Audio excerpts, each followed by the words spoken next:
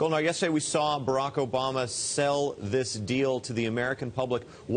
How is Hassan Rouhani selling it to the Iranian public? Well, yesterday, he obviously had a press conference very soon after the deal was announced.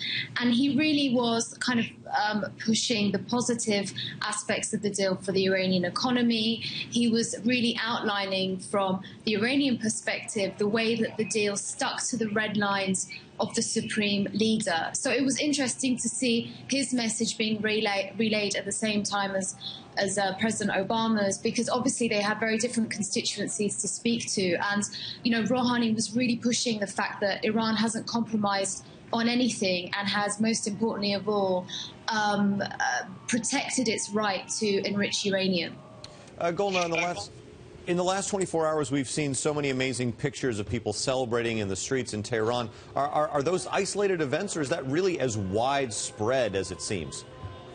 Well, in Tehran, there are a number of very large intersections and junctions. And traditionally, when there are big news events like this, like an election such as Rouhani's 2 years ago, or you know, a positive World Cup victory for an Iranian national team, for instance, usually people come out and they take that opportunity to just kind of, you know, go into the streets and have some kind of collective communal celebration. So there are certain spots in the city that are popular.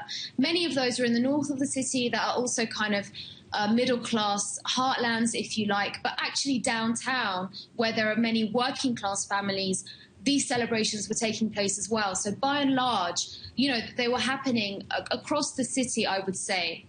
Golnar, what's the talk of new business coming to Iran? What kind of industries and companies are looking at Iran? When might they move there? Well, lots of foreign investors are interested.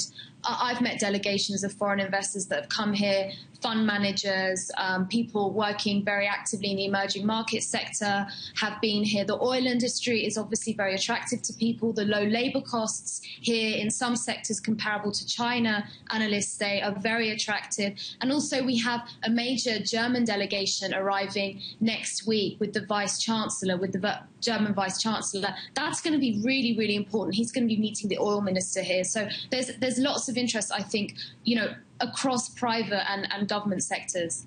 Golnar, very quickly, is there any sign domestically, politically in Tehran that this deal might not be approved from their end? No, I don't think so. I think one of the first voices that I saw on state television come out and pledge support for the deal was the head of the Parliamentary Commission for National Security and Foreign Policy in Iran. He has in the past voiced some concerns about the talks, and he was manning a piece of legislation equivalent to what Congress wants to do. Okay. But they've given the okay. Okay, Golnar Motevalli in Tehran, thank you.